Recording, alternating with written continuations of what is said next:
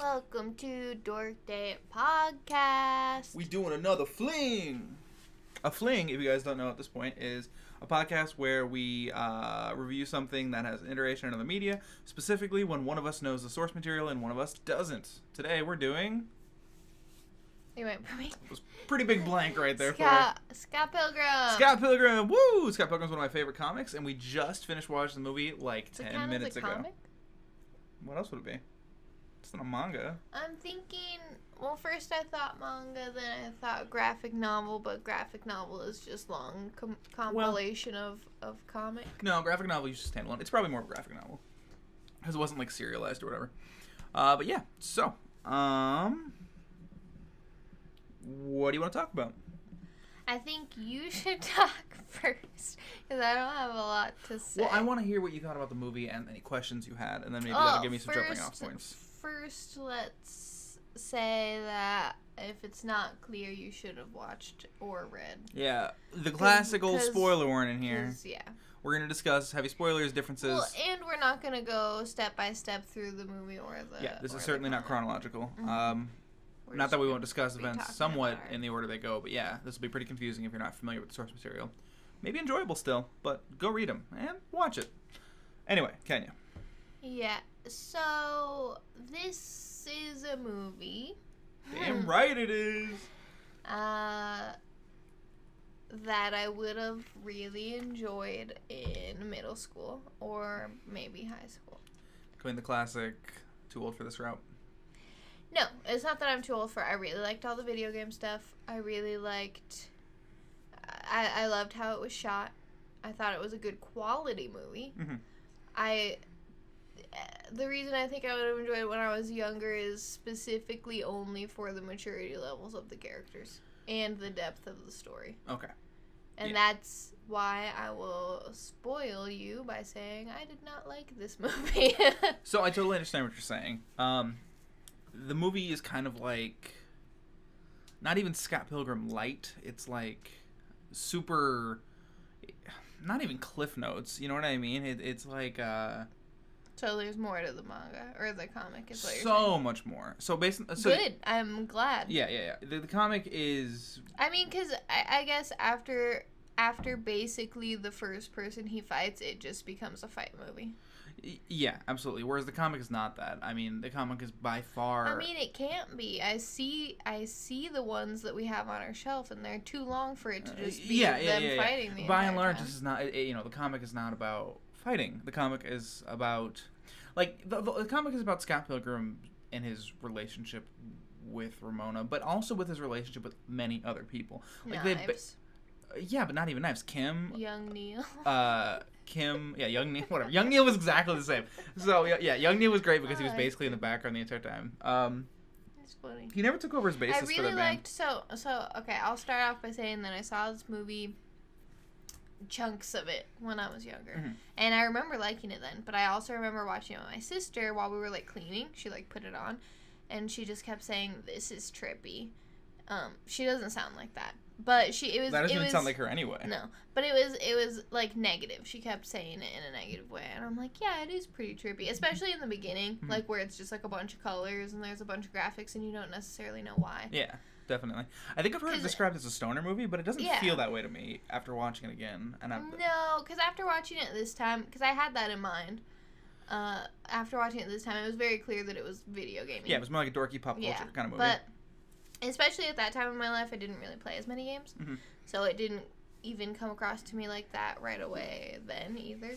But so, back to what you were saying about the maturity of the movie. Or the maturity of the characters and the depth of the story. The characters... Okay, this movie does a good job, I think, of getting the relative feel of Scott Pilgrim to a certain extent. But you gotta remember, the movie took place in what seemed like 5 days, basically. I mean, again, movies have, for me at least, movies have this pace. I love things in movies where it says 3 weeks later, 3 months later. Those simple transitions. It said that. But usually, times, but there were a couple times where, okay, so with the whole sex bomb thing, when they finally got signed by Gideon, Scott goes home immediately after that, and then that same scene, he gets a call from Gideon and says, "Hey, they're opening the theater tonight." Yeah. As if they'd had a gig and a whole new thing. I mean. Yeah, but the way that it's edited makes it seem like obviously this is happening way later, and it does that several times throughout. Yes, but as someone who, so it's like I was saying, it's like he looks over at knives in the beginning, and it's dark because the power goes out, and then it's like 3 weeks later, and they turn the light on. Yeah, definitely, and I like that for the movie. I liked it. I liked the way it came off, but you're right. It did seem like very fast paced. If you don't think about it, you would think, okay, this all happened in like 2 hours. Yeah, definitely. Which again, it was a movie. It did happen in 2 hours on some level, but the comic takes place over, I think, around a year, maybe more than a year. And so it really gives weight to like the subtleties of these relationships. Like in this movie, it feels like Scott and Ramona start dating for no reason whatsoever, and Scott and Ramona, they have zero substance in their relationship, and they've got zero things in common. And then immediately they break up because Scott's being an asshole terrible. and she's being an asshole. Yeah, that's one of the notes I have written down. I was very upset the first party when they meet each other and stuff. And he's like on the wall with her, and she's just being like very dismissive, and he's like, I love it, yes, you know, verbally punch me in the gut some more. And I'm just like, no, what? Yeah, so that's not how people treat you. They portrayed Ramona as like bitchy in this movie, and she's the entire time. She's like, she there didn't are very smile few ever. moments where it's like, oh, Ramona's being nice, you know? Yeah. And there are some moments where she's being nice, but it's mostly just like she decided to kind of smile and, oh, look, she's giving him tea. And that's it. Yeah, and like, yes, so they portray Ramona in the books as like, you know, she's kind of a dick, but in like a fun way. You know what I mean? Like, you know how you fuck with me sometimes, you make fun of me and stuff like that, in a friendly, antagonistic way or whatever. It felt like she was trying to be fun the first time she changed her hair. Like, get used to it, dude. She was yeah, that was like, there were some scenes where it was like that was perfectly Ramona portrayed in the books, and then there were some scenes like when she finally goes with Gideon in the movie. That wasn't a surprise based on the character they presented, because it seemed like, oh well, she's awful, she would totally do this. For me, it didn't. That's how I felt. Just because, like, it might have just been the acting, too. She looked very sad. Too sad for her to be like, okay, this is because we're breaking up right now. It was very sad, like, oh, I have to go with him. And in my mind, at that moment, I thought, this is exactly like Jessica Jones. She's being mind-controlled? She is acting how Jessica Jones acts, and then later there was magically a microchip at the base of her neck. So that doesn't happen in the comics. What? There's no microchip. There is a. She just does decide to go with him, or she doesn't go with Gideon in the comics either. Oh. Scott thinks she does. So okay, can I run through a real quick Cliff Notes version of like their relationship in the comics? Sure. Okay. So basically, it starts out similar. Scott's dreaming, and this chick runs through his dream, and he's. Isn't that the weird thing about there's a superhighway in your mind? So that's like a huge part of the story that they just completely gloss over because it's really high concept and like doesn't even make sense. It's super loud by the end of the book, so I understand why they didn't do that. But basically, you find out that she's knows how to do this thing, which is not like her own ability. It's just something that people can do. I think Gideon actually develops it, where it's these information superhighway things where they can basically go through these portals that go through people's heads and stuff like that. And so her going through Scott's head and his dreams makes Scott obsessed with her because he's literally the girl of his dreams. Yeah. And not oh my god, she literally is. I mean, they made that a little bit clear in the movie. Kind of go through that, but yeah, and so I mean, after they get together, that kind of stops. The whole party scene happens, and when they first come up to each other, Scott's like, "Hey, am I dreaming?" And she gives him like this weird look or whatever. Mm-hmm. And then he orders stuff from Amazon. She comes, and then he says, "Hey, I'm from the party, whatever." And then she realizes, "Oh, you weren't being weird. You were asking if you were dreaming because I've been going through your head." Yeah. And so she's like apologetic about it, like, "Shit, I'm sorry. Did I get you in the comic?" Yeah. She's like, "Did I get you obsessed with me?" He's like, "A little bit." She's like, "Fuck, okay, whatever, blah blah blah." And so she comes off as less like, "I don't give a shit who you are. I'm better than you." It comes off more as like she just didn't realize who he was. And so basically, the first dating thing happens. The whole Matthew Patel fight happens. Like a lot of the early movie is basically the same. Does he sing weird? What was with that? I mean, they rhyme in the comic, but again, it's not singing. I think they were trying to Bollywood him a little bit. You know, I didn't love that. It was awkward and kind of cringy in the movie, but basically it was the same thing. He summons these weird demon hipster chicks. I wonder if it would have been cringy if we had watched this like closer to it coming out. I watched this in theaters and it was cringy then, and I was in high school and I loved Scott Pilgrim then too. If that gives you any. Okay, well, when did the book come out? When were I want to say early 2000s, like, or not, maybe mid 2000s. Because a lot of the references they were making were very modern. You know, I mean, not only just the video games, but also like Amazon Well, Amazon's been around for a while, but it was big enough to reference, I guess. Yeah. Big enough to reference where people would know what it was and how to do it, and I don't know. You know big enough people to actually understand what they were talking about, like what Amazon CA was. Sorry, I just Googled Scott, which surprisingly didn't come up with many results. I think, I'm not going to look it up right now, but I think it was mid-2000s. But yeah, and so they basically date for a while. They go to parties and stuff like that, and all this evil exes shit starts happening. But it takes place over a large period of time. Scott's a lot more endearing in this, or in the comic, and Ramona's a lot less trash. Like, she's presented as someone you'd actually want to hang out with. Like, she becomes... Scott's not as, like... Well, he's not great either. Yeah. No, he's pretty trash. Neither of them are someone I want to hang out with. But they have good qualities. They're likable. That's the thing. They're likable. Ramona's not. Ramona is in the comics. No. I'm saying in the movie. Yeah, no, she's not. Yeah, that's what I'm saying. She's not. But I do think that they did an okay job of making Scott, like, endearing, I guess, but mostly, like, come off as a nice guy generally. Mm-hmm. You know? Definitely. He's just complainy.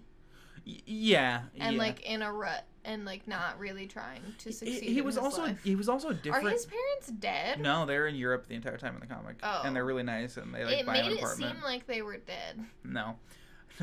So, wait, I want to say, his apartment and the old home was basically the exact drawing from the comic. I wonder if Brian Lee O'Malley, the author of the comic, actually drew those places based on real places, or if they just found something that looked exactly the same. Based on the first club that they play in, because the note next to it is like, side note, this place is a toilet, like as if he drew it and wrote about it knowing that it was that, and then wrote the side note in saying, hey, this is a real place and it's trash. Maybe.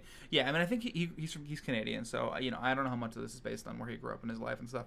But, yeah, likability, right? I think that they do a good job making Scott likable in this movie and a bad job of making Ramona likable in this movie.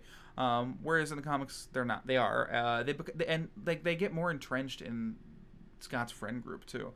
Like, Ramona and Kim become pretty good friends, and... I didn't like Kim. Yeah, Kim is, like... Because I think it's because I know that actress, and she looked bad the way that they had it. And so, like, her freckles, I couldn't tell if they were freckles or acne. Yeah, she looked... Like, I have freckles. Those weren't freckles. She was presented in a very, like, murderous way, and that's not the girl she is. She's, like... I didn't think she was murderous. I just thought she was kind of jealous. The weird scene where she was, like, staring at everybody like that, I didn't think that was... I thought that as, like, creepy girl. In the comics, she seemed like jealous and like bitter that no one paid attention to her or thought of her enough to like apologize for anything Scott had done. Yeah, and that's a big part of her and Scott's relationship. Because so Scott's thing is that he says he has no recollection of like the last year or any of his past relationships and stuff like that. And you kind of find out that has to do with the fact that Gideon's been altering his memories. Oh. Because Gideon has a form of mind control, but it's not really mind control. He just like steers you, if that makes sense. Not really steers you, but like basically whenever Scott would ask Ramona about Gideon, she gets a glow around her head, and the glow was something that would make her like close up about him. She wouldn't actually like make him go cheat on Scott or anything like that or go with Gideon, but it was enough to make her like not want to talk about it. And then Scott would get jealous. Is that and then why the glow this would whole happen. time she was always like, I don't want to talk about it. Yeah, basically. But with everyone? No, I mean, no, it wasn't. No, the glow wasn't. The glow was mostly related to Gideon and stuff like that. But yeah, I mean, it goes on far enough that Scott moves in with Ramona and they like live together and they have a little bit of a life and stuff like that. Scott eventually gets a job and they play up how like at the end. No, this is like in the early middle of the comic. Yeah, and that's what I'm saying. It's such a long form thing. Everybody is so much more fleshed out. Yeah, and I think that for the little character shots we got, some of the characters were really good. I think Steven Stills was great because his whole thing is he's obsessed. Who's this? He's the talent. Oh, okay. You know what I'm talking about now? The lead guitarist. The main guy. Yeah. I was gonna ask about him. Yeah, he looks just like he does in the comics, and his whole thing is that he's anxious to shit about music. Like he freaks out about it all. Succeed. Well, yeah, he wants to succeed and stuff like that. He eventually comes out because he's dating Julie as gay. Okay. Because he gets with the guy who's recording their album. It's funny. It's kind of cute, and it's like one of the last things in the whole book. And Scott sees him finally, and like they smooch, and Scott sits there and has like a mental breakdown. Not because he's upset, because Scott's so oblivious and he's been so busy for the last 6 months. Anyway, but yeah, in like the little bit of Steven Still's character you see, you get it. That's Steven Stills. With Kim, like, she's a little creepier than normal. Mostly she's just mad because people are idiots around her, and mostly she's mad because Scott was a huge asshole to her. Like, she found out that Scott was moving when they were dating from their other friend who was a girl, and Scott doesn't even remember that. And so Scott's whole thing is that he's kind of just got like a throwaway mentality with the things in his life and the people in his life. So I don't know. A lot of his... Something else, too. In the end, when he gets the power of self-respect, right? Was that what it was? Yeah. It's the power of understanding in the comics. He gets the power of love, too, but I don't know. It's just different. This is like the abridged version, I guess. Well, not abridged. Well, yeah. Yeah, and it had to be. Knives was weird, too. She was obsessed with Scott for basically almost an entire year. And... So throughout the entire series? Not... Because you said that it takes place No. over around a year. So she also joins the friend group. She stalks him in the beginning, and then she starts hanging out with Neil, and then they all kind of just hang out for a while. Do you mean young Neil? No, Kenya, I've read the comics. He's Neil now, okay? And the scene in here and the scene in the comics was great, too, because they're like... Because Scott kind of offhandedly refers to him as Neil, and Neil's just, like, the happiest little puppy guy ever, because he's finally not young Neil, because he's not that much younger than him. And it's weird. They made Scott 22, and Scott's 23 in the comics. Yeah. So I don't know why they did that. Like, I don't think the 1 year difference makes it any less creepy between him and Knives. That seemed like kind of a... I don't know. Kind of a weird choice. I don't know. I'm trying to think what else was... So, yeah, the exes were pretty much portrayed fine. You know, the exes were, like, sometimes weeks and months apart. Mostly what I want to talk about is, like... each character's flaws and then their redemption, which is that Scott cheated on Ramona and Knives. Okay, and that was presented fine in this movie. And then, you know, you can't really atone for that except for taking time for it, I guess. And they found out and subsequently made up in this movie in under, like, a minute in movie time. Or, yeah, and that was, like... You just found out this guy cheated on you. The whole thing was he told him the first time and he was his normal, awkward, weird self about it. And then he got a redo or whatever. Yeah, second life, whatever. He got his second life, one up, and then he decided to be, like, a better person about it, I guess. Like, the whole thing about the second part where he got self-respect and whatever else was that he was just telling the truth to people and not fucking around. Yeah, but that doesn't make him less of an asshole for cheating on his girlfriends. But... everyone else is like, wow, you're actually telling me the truth. Wow, you're actually telling me what I want to hear. And Knives is like, wow, you're actually just being straight with me. Because you just strung me along for months and months and months, you know? Yeah, I guess. And again, I feel like... I mean, I can see where they were going with it. Sure, but I feel like the weakest part of the movie was the fact end. Yeah, the end. And the fact that these characters felt like... I hated the end. Yeah, the end was bad. Gideon was pretty bad, too. Gideon was cool in the comics. He's like this... Mega Millionaire guy, and he was just kind of like this douchey dude who they just like shoehorned in. Yeah. I don't know. But my other thing is that Ramona is mostly like, besides it being closed and kind of rude to Scott in the comics, she's like not at fault until they break up. And Scott's convinced that because I think he finds a letter, he's convinced that she goes and stays with Gideon. And everybody's like, oh, I bet she's having sex with Gideon. Get over her, dude. And so for 4 months, Scott basically plays PSP. Like, he just plays a game on his PSP for 4 fucking months. And, like, everybody's visiting him. Like, you need to go out, go sleep with somebody, get a fucking job, do something. And Scott's, like, horribly, horribly depressed. And finally, Gideon comes to town. Finally, he goes and fights Gideon. And as he's fighting him, he's like, hey, where's Ramona? And he's like, I think she's in the bathroom. Like, don't you know where she is? And they're both like, what? I thought she was with you for these last 4 months. And so you find out that she didn't actually even go with Gideon. She's been with her parents up north, just hanging out, basically. And so, I don't know. Like, what I'm saying, I guess, is that Scott cheating on... Because she already knew that Scott cheated on her. That whole thing where he's an asshole is kind of atoned by the fact that she ditches him with no warning for 4 months of his life, of their relationship, you know? So by the end of it, you feel like there's been enough time passed, and they've both done shitty enough things that they're kind of, like, evened out. And so when he finally says, in the movie and in the book, too, hey, let's try again, it feels more like, wow, we've been through a lot, let's try again, instead of, hey... Yeah, so when he said that in the movie... First of all, I thought the entire tone of the redo was, okay, well, now you're going to go with Knives because Knives is the one that stuck by you. Knives is the one that's done good by you. Totally what it seemed like in the movie, too. Yeah. And then they go and she starts talking to him and he starts talking to her and it's like, okay, they do get along. They do like the same things. They are, like, good for each other. Mm-hmm. And even in that last fight, they made it to be, like, their first, like, DDR thing that they were doing where they were, like, really super in sync. synced up, yeah. in the last fight, they did kind of the same thing, and then they ended it, and they were, like, talking, and it was like, okay, cool, I'm glad that this is happening. And then all of a sudden, she's like, no, go with her. And he's like, let's try again, even though she just said, no, I want to be by myself and figure things out. Even though Knives just came and assassinated Ramona. It wasn't a logical response for her, for Knives. It wasn't a logical response for Scott, and it wasn't a logical thing to say, okay, yeah, come on, for Ramona. Yeah, she was like, no, I just told you I need to be alone. I don't want to hurt anybody, and, like, I have all these issues and stuff like that. That's the thing. It felt like it took the entire movie to establish that Ramona had issues, and then in 30 seconds, let's fix all those problems, you know? So... But they could have done that so much quicker. Like, obviously she had issues from the moment we even just heard about her. Yeah, I don't understand really why they didn't, right after the big fight Ramona and Scott have Ramona leave, say 4 months later, have him fight Gideon, and do the exact same ending the comics had. I don't understand. So how did it end? How did it actually end with Ramona and Scott? Well, the whole thing. So he fights Gideon, and then... So he fights Gideon. Basically, what you find out is that... But does he do it for, like, the same reasons, or he's fighting... He does it because he thinks Gideon has Ramona. Yes, the same reasons are. What you find out is he doesn't have Ramona, and what you find out is that Gideon, in some form, has been, like, messing with Ramona's head, but not really. Basically, the whole thing is that Ramona is always escaping. She's always running away from her problems. That's her main thing. Mm-hmm. And so there's a scene where she goes into her head, and there's one of her past selves is, like, chained up next to Gideon. And they kind of alluded to that, and she's, like, loving it. It's like a weird bondage thing.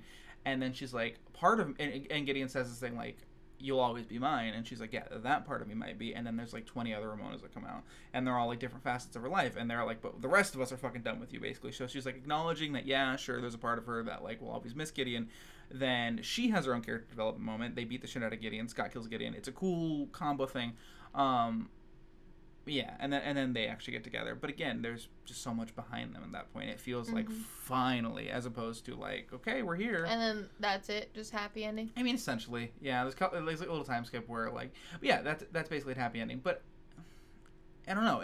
The point is, a large portion of the comic is just everybody hanging out and living together. Like, it's not like this big turmoil thing for a lot of it. It's mostly slice of life. But how are you gonna do that in a movie? You know, this is the way that they would have done it besides the ending. Might be overstating time skips a lot, but I like the idea of that. I wish so much. Yeah, but they basically did do a time skip. But it wasn't so clear to me. It didn't feel like a time skip. Yeah, I don't know. Time compression. Anyway, I think that they shouldn't have done the ending that they did, and I don't think they should have done the ending of the comics either, because I don't love that. I think it would have felt equally as cheap to me.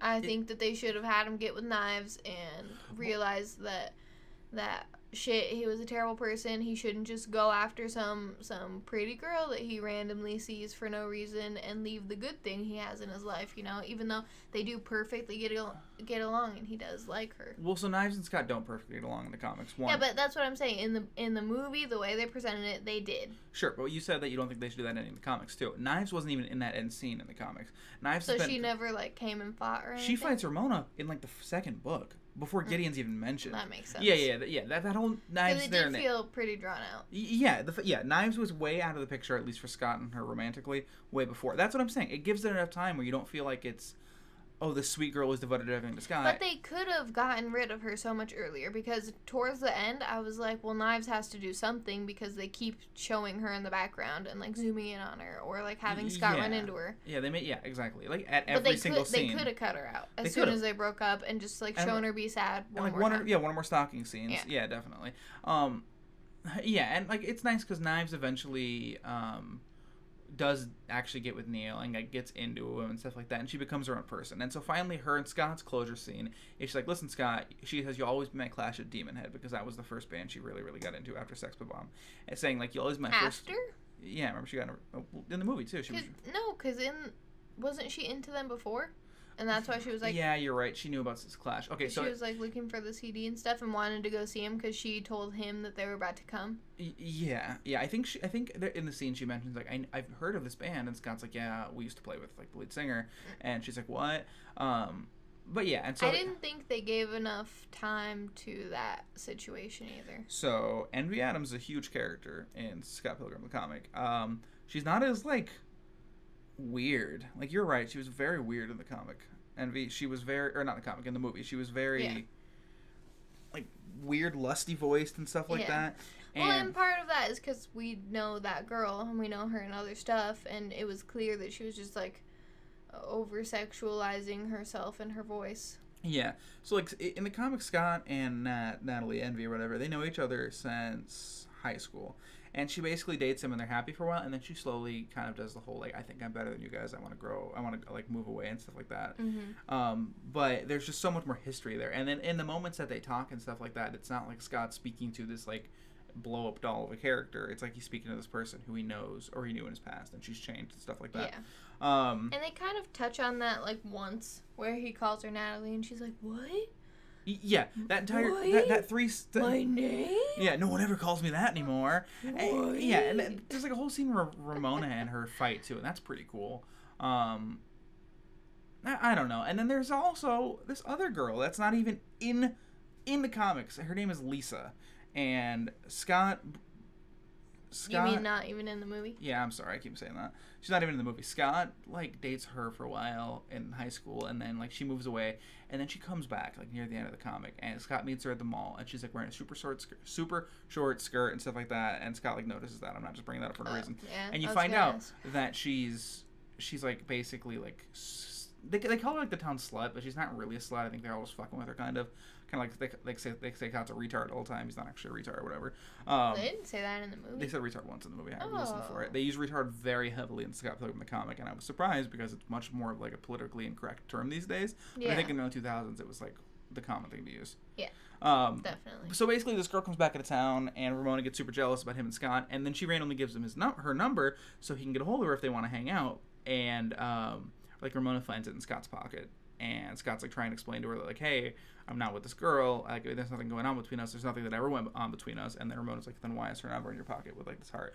And then Scott sleeps at her house, but they don't do anything. I don't know. It's again, it's nuanced. You know what I mean? There's all these relationships with people that is really fleshed out. They have like little flashback scenes. The pacing of the comic is great, and like, I don't know. It just feels like they're real people. And it felt like they were very caricaturized in this. And I think, again, some of the people were done pretty well for the time they had. Mm-hmm. I think that their biggest flaw was Ramona being done so bad. Yeah. Like, Envy being a blow-up doll version of herself, whatever. They didn't even super 100% need her in there except for to introduce Todd as the vegan guy. And that's fine, you know? Mm-hmm. But, I don't know. I guess that's all I really have to say. The comic's kind of too big and winding to get into without taking, like... Oh, it's only 27 minutes. I was going to say taking like an hour, but we're not even there yet. Well, I don't want you to get No, I understand that. I'm not going to tell the entire plot or whatever. But yeah, I don't know. In watching the movie the second time, because I only saw it once. When it first came out? Yeah, when it first came out. So that was like almost 10 years ago. Jeez. Yeah, at least. I liked the movie. You know, I just got fresh off the comic. Do you liked it more now? Than the first time? Mm-hmm. More now, absolutely. Really? Yeah, I hated Michael Cera a lot the first time, and I was Michael Cera was kind of the hot commodity of that time. Yeah, because fucking posted Juno and shit. Dude, I loved Juno. Yeah, Juno was great too, but we're not talking about Juno. That's for the next Fling, guys. And Superbad? Yeah, I didn't see Superbad till like 2 or 3 years ago. What? Yeah. It's probably not even good anymore. It's still funny. Oh, alright. But, yeah, so... I liked it again the second time. I thought that, again, it felt very much like somebody took a snapshot of the comic, and it makes sense that a snapshot of an entire comic is a 2-hour movie. You know, it was colorful, it was fun, the fight scenes were really good. Like Watchmen. Yeah, it was basically Watchmen. That's a really good analogy. It's like Zack Snyder made this movie, but it was not. It was Edgar Wright. Dude, wow. Yeah, well, I liked how the movie was shot. No, not just how it was shot. Like the way the Watchmen movie correlates to the Watchmen comic, like how much they cut out and how much nuance they lose, stuff like that. Yeah. Well, I didn't read the comic yet. Well, that's another fling. But I have watched the movie. Yeah, so. And I don't want to watch the movie again. It made me really sad. If you remember well enough, it's fine. But the comic's not gonna make you feel much better anyway. No, I know. Well, but you've already read the comic. Yeah, it was great. And then we're coming out with an HBO series soon. Maybe we'll save the fling for that. Triple fling. Yeah, anyway, so yeah, I liked the movie a lot more. Its major weakness was pacing, which you can't really fight with, and Ramona was like the second most important character. With that, I think that they really hyped Knives and then said, "Oh, hey, you know the thing we're directly leading you to? Fuck you for thinking that." And I hated that. But I think I'm a lot more into, like, the new trend today, and in the past, of trying to do what audiences don't expect. So a lot of things that we see today are like, he would end up with knives because in traditional stories he would end up with Ramona. Mm-hmm. And that's kind of like they were leading us there, but then they said, oh, no, he's still going to get with Ramona. Yeah. Don't worry. But I kind of wish that they would have done it the other way. No, I get that. And I just don't think that but that would have enraged fans. Well, fuck the fans, right? No, the fans are valid. The comic's good. It fits in the comics. Yeah, but it doesn't. It does. Are they enraged now? Like, did this get received well? As far as a movie goes, yeah, it was received really well. As far as an adaptation of Scott Pilgrim, it was also received pretty well. Was it? I thought I heard bad things about it. There was some again. It's been so long though. Yeah, I'll have to do some research on it, but I don't know. So that, and then just all of the characters were bad, and middle school. Not all of the characters. And again, the characters are relatively. All of the important characters. Look at a show like Friends, right? And I wish that they would have fleshed more of them out. Yeah. Look at a show like Friends. Because it was just like whiny, and that was it. Look at a show like Friends, right? Yeah. Are any of the people in Friends really mature? Aren't they all kind of like jokingly sitcom assholes, you know? Yeah, okay, so they're all jokey sitcom assholes. But they have nice moments, and they have 10 seasons to... And they have a long time to figure it out. But even if you just watch, like, the first 2 hours of Friends, right? If we cut it down to a movie length, 4 episodes of Friends, you're still going to get that these people are adults, that they have complex relationships that can't be, like you couldn't make a Friends movie, you know? You could almost make a Friends sequel movie. Now, but I get what you're saying. But then, and even then, like, the first episode, you know, Ross's wife is a lesbian, and he just found that out, and now he's going through a divorce. Yes. Oh. And Rachel left this guy at the altar because he was rich and she was rich and she didn't know if she wanted that shallow of a life. And like they immediately within the first 10 minutes of Friends, you've got some serious characters. Yes, there's already all of this development of look at what's behind this skin. You know, I have a life going on. It's not just me sitting against a wall brooding, which is the entire movie of Scott Pilgrim. It's all of the characters. Well, it's just... Not all brooding, but I get what you're saying. You could probably use 1 to 2 words. Which is middle school, you know? And that's why I was so upset when you were first starting to read this, when we decided to do this, and you were telling me, oh, no, Scott's in his 20s. And I was like, I remembered him dating a young girl, but I thought he was in high school and she was in, like, junior high or something. Mm-mm. But... I just don't get it because, like, I'm sure there are plenty of people in their 20s that feel just like him, but for me, that was such a, like, 6 phases ago, you know? So again, and that was that time. It was that time in our middle school and high school to be that emo, you know, you gotta understand. Everything in my life is bad kind of thing. Scott, out of his entire friend group, is the most stuck. Scott is the most immature out of his entire friend group. You're seeing this movie through the lens of Scott's eyes. Yes, like literally, he closes his eyes in one scene and they shut off the screen. Yes, exactly. So, you know, all the people that you're talking about are trash and, you know, and basically boiled down to just 2 words of description, you know, like whatever. They're not that 2-dimensional in the comics. No, not even Scott is that 2-dimensional. I'm sure they're not, but... The whole point of this experiment is that I don't know that. And so, because of that, I hated this movie.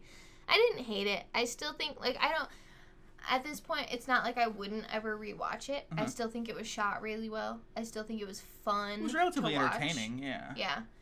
It had funny, like, moments and everything like that. But as far as a story, if I wanted a good story, I would not turn to this movie. Mm-hmm. And... in thinking about the story, I get mad about it. If you want a good story, you should read the comics. They're that much better.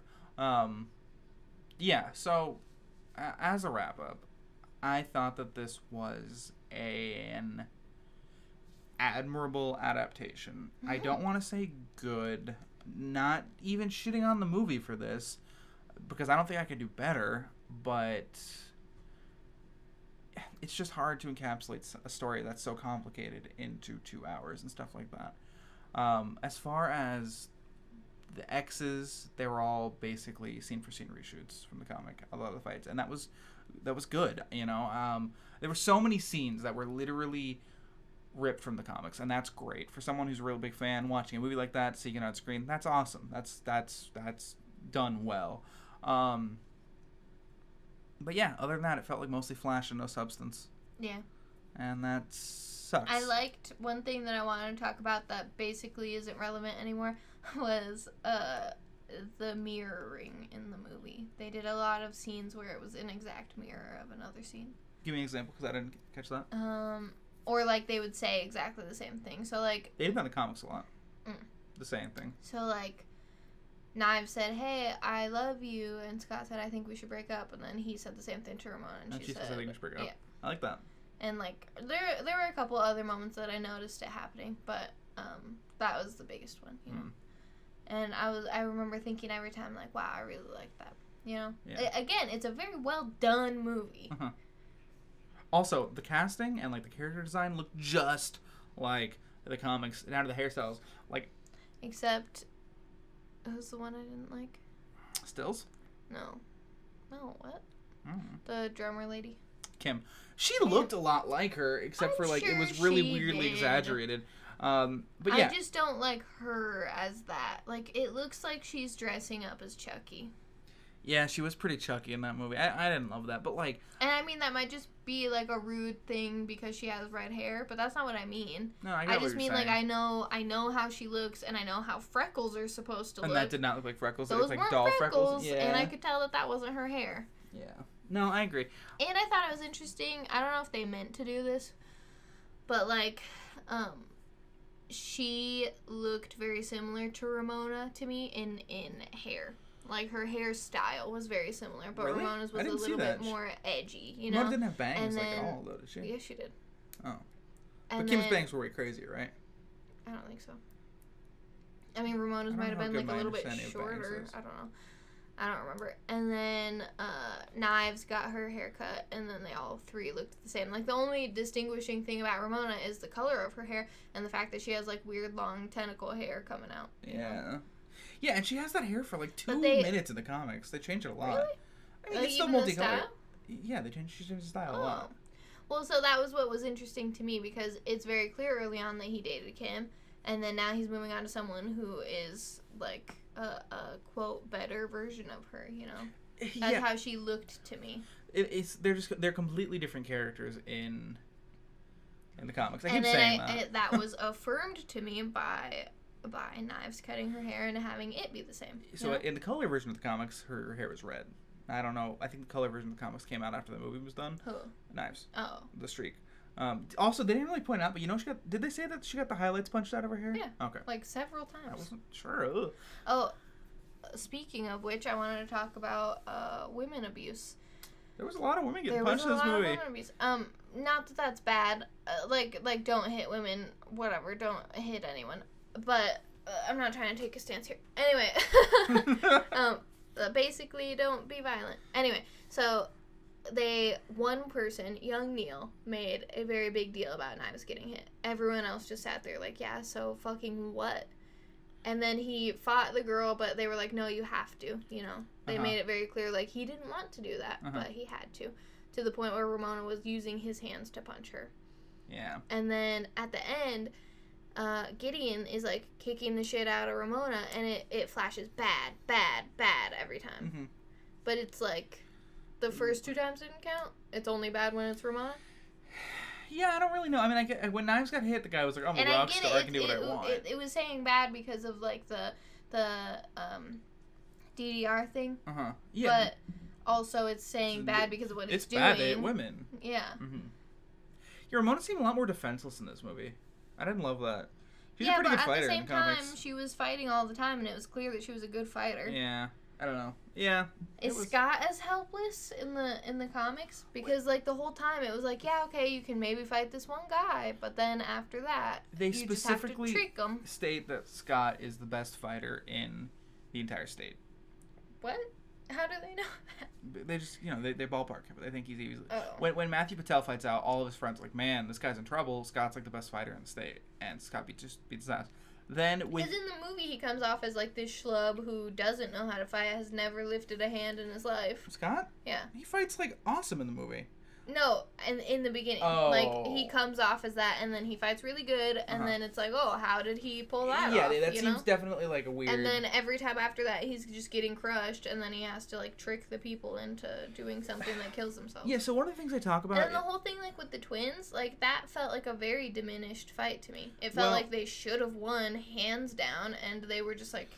Oh no, we're gonna persevere, and that, like, power of friendship got them through. There's zero... The twins aren't musicians in the comics. They are roboticists. They build robots. And so instead of Scott fighting them for, like, until the very end, he fights robots. And every once in a while they'll have a new robot attack. And they're, like, these cute little robots. The thing is, Scott can mostly beat anybody's ass if he's, like, trying to hurt him.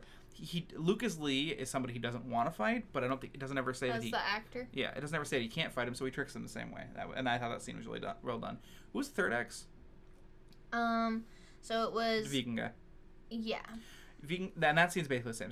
The vegan guy kicks Scott's ass, except the vegan guy isn't so stupid that he's unaware of what he's doing. He like tricks about it. Also, remember that weird glasses drummer that they had in their band at Clash of Demon Head? No. There was a female drummer in Envy's band. I don't remember. All right, that's how little she was shown in the comics, or in the movie. In the comics, she's cheating on Envy, or cheating on Todd is cheating on Envy with this girl. Oh. He gets caught cheating on her. She has a giant robotic arm. Whoa. Yeah, it's this whole thing. And he knowingly eats a lot of food. And, like, a lot of yeah, I mean, food. They made it seem like that when they had the vegan police. Yeah, but it made it seem like he was... Yeah, they're funny in the movie and they're funny in the comic. Yeah, but it's presented like he's not a moron, I guess. Yeah, but he does seem like that. And the whole thing is painted like it's stupid if you're a vegan. And you think you're better than everyone, but you're not. Yeah, but basically that happens. Scott is only able to beat him because he gets his powers taken away, and that's fine too. But again, that guy has super crazy powers. The girl is like a half ninja, and they talk about that a lot. I don't really understand what the deal is. It's also implied, I think, that Ramona cheats on Scott with the girl again. Like, she stays the night at Ramona's house. Again, later? No, sorry, once. But she cheats on Scott with the ninja girl. Mm. Kind of implied, and that's the same night that Scott stays at Lisa's house, but Scott doesn't cheat on Lisa. But again, it's one of those things where we're not actually going to have a long enough discussion to get very clear in the brass tacks of what actually happened. Yeah. They're just going to say, like, oh, well, I stayed at her house last night, but nothing happened. She was the only one that he didn't really fight because she was a girl. Yeah. And it wasn't even that, like oh, Ramona used his hands to punch her, whatever. He defeated her with back of the knee orgasm. Oh, yeah. Let me talk to you about that. That wasn't her. That was Envy in the comics. Oh. Ramona is fighting Envy, and Scott says, hey, I meant to tell you her weakness, like he was trying to tell her the night before, and Ramona's like, I don't want to hear about that. And then he's like pushing her in the back of the knee, and then Scott says, yeah, when we make out, I touch the back of her knee, and then Ramona's like, cool. So that line was basically quoted in the movie from the comics, but it had nothing to do with Ninja Girl. And it was less weird. It was very weird. It was less weird in the comics. Yeah. And it was but that's what I'm saying. It's very weird in the movie. And, like, as soon as it happened, I was like, really? The only girl he has to fight not only is incompetent, not only can he not touch her because he's too afraid to touch a woman, he kills her via orgasm? Are you kidding me? Yeah, it was... And they try and, like, have all of these other, like, empowered, quote, women. Yeah. Quote, empowered women. Not that they're fake women. I did that wrong. Whatever. Get what you're saying. And Ramona barely fights, and she's just brooding the whole time, and then the only other two girls are just like bitchy catty, you know? I don't understand. I just wish it was better. Me too. Hey, you should read the comics. Me? Yeah. Or everyone. Everybody, but you too. You like them a lot. Yeah, I think I read at least part of the first one like several years ago. But it was black and white. Yeah. So. And you're not about that. No, I just said that I would have liked it to be in color because I remembered that her hair changed. Mm-hmm. And I think it was already talking about it in there too. And I was like, well, if you're going to even talk about color, I want to see it, you know? Yeah. I don't know. Definitely. Anyway, I would say don't watch this movie if you want to have a good story. I would say watch this movie if you're a fan of Edgar Wright. Yes. Watch this movie if you are... if you like video games and like fighting movies and kung fu movies and you're not that into it for a story but you just want to have like a nice light fun movie, it could be okay for that. But anything else, it's not great. This is one of the few situations where I would say watch the movie if you're not sure about getting into the comic, because the movie doesn't really spoil that much. Like, sure, Scott Yeah. and Ramona end up together in the end, but So anyone listening to this would have an advantage because they know that it's not the same, right? But I'm saying if I had watched this movie, I would have thought, fuck the comics. I'm not going to read that. Yeah. Because I hated the end so much. And because it misled me so much. And because I didn't feel like it was a fleshed out story enough. I felt like it was just going to be like Harry Potter 5. He's just bitching the whole time. Yeah, and so if you don't know that, you'd say, oh, these comics suck. Why would I want to sit here and subject myself to 6 volumes of this trash? Something about the movie, it made the lovable stuff and the dramatic stuff edgy in the movie. It was like the edgy, like you said, middle school version of like the pretty well put together story in the comics. So yeah, it did. It just felt too middle school. If you haven't read the comics, read them. It doesn't take very long. You can find them for free online. You should probably buy them because support the author and all that stuff. But whatever, they're expensive and whatever, it's old. But check the comics out. Also, the movie isn't available anywhere that we could find. Like not on Hulu or Netflix or like that. Yeah, as far as we rented it through YouTube. No, Xbox. Oh, I thought you rented it on YouTube. But it's basically well, it's available on YouTube too. Anyway, but yeah, if you're gonna take the time, read the comics. If you like comics, read the comics. They're great. They're well done. They're widely regarded as some of the best comics. They're available in color or non-color. Yeah, but you should get them in color. I read the colored version also because I think it's my 3rd or 4th time reading the comic and my 2nd time seeing the movie. They're great in color. It is just beautiful. So please read it in color. Do yourself a favor. But yeah, check the comics out. Mostly this is me hammering in how good the source material is and how pretty darn average the adaptation was. And I'd even say below average. Yeah. So, rate it. But I don't think it's not, like, watchable. No, as far as a movie, it's not unwatchable. But as far as a Scott Pilgrim movie... Yeah. And, like, anyone going into it who wasn't into video games and didn't really get that, I think this would come off, like we already talked about, very druggy, very stonery or something. Maybe. And very, like, unrelatable. Like, not wanting to watch it. Yeah, if you're not into pop culture and you're not into like, little weird things, this may not be the movie for you. I don't know. Might still be the comic for you. I'm telling you guys, it's a whole different beast. Take a crack at it. Yeah. So you said rate it. Sure. Let's not do out of 10. Let's do different kind of rating system. Yeah. I don't like out of 10 rating usually. Okay. I mean, we do it, but I don't like Provide a different rating system then. Well, my rating was don't watch the movie. My rating was watch the movie and then read the comics or read the comics first. My rating was watch the movie if you don't want a great story, but you want good visuals. Sure, good directing. My rating is check those comics out because they're great. Yeah. I think the moral of the story is if you're gonna read it, you should read it. Or if you are into reading, you should read it. It's a comic. Read it anyway. Yeah. Mostly pictures. That's true. I read it in like 2 days. But if you had to pick one or the other, probably don't watch the movie. Nah, comics. Do it. So yeah, I think it's mostly wrapping this up. Mm-hmm. That was it for our Flingcast. This one was almost an hour. Check us out on YouTube. Yeah. We have Let's Plays. We have other podcasts. We have an It podcast. We have a Road podcast. The Road by Cormac McCarthy. And that's one of our Flingcasts. To recap, Flings are when we talk about something where one of us only knows the source material. Keep an eye out for more of them. That's probably the main podcast we're going to be trying to do. Oh, at least for now. Yeah. Anyway, we upload 10. We're going to start uploading 10 videos a week now. Yeah, I think we're gonna try and move to 2 a day, starting the week Monday through this Friday. comes out. Do it on Saturday and Sunday. We might have. Yeah, we're gonna put our podcast up Saturday though. And we're gonna hope to have a podcast once a week. Yeah. So we're pretty prolific. So check us out. We also stream on Twitch, and by we I mean Kenya. Yeah. I'm still figuring Monday, Wednesday, Friday this semester from 2 to 5 Arizona time. Yeah, definitely. Which is 2 hours before Central Time. Right now, we don't do time. What do you call it? Time zones. Daylight savings time. Daylight savings time. We don't do that here. So yeah, because we baller. Figure it out, because I'm not changing my schedule. But yeah. Anyway, if you guys like this. Like, comment, subscribe to it. Tell us what you think. Tell us what you thought of the movie. Tell us how wrong we were. Thought of anything. Tell us. And goodbye. Catch y'all later.